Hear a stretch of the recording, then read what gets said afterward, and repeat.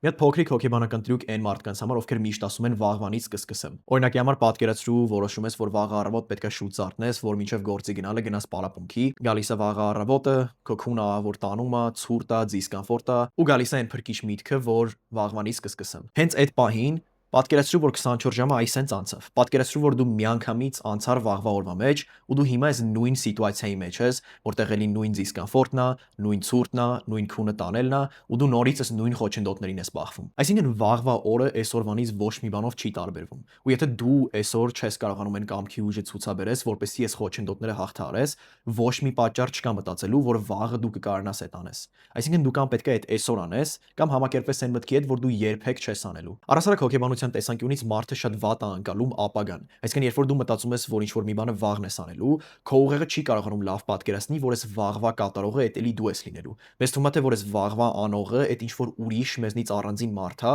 ու որ այն դիսկոմֆորտը, որ դու զգում ես հիմա, այդ զգալու է այն ապագայի մարդը, որը մեր հետ ոչ մի կապ չունի։ Բայց այս իլյուզիա է։ Ու մարդկանց մեծ մասը այս իլյուզիայի մեջ իրենց ամբողջ կյանքը ապրում է ու տենց էլ երբեք չի սկսում։ Դրա համար մի խափնվեք սրան ու սկսեք հենց հիմա։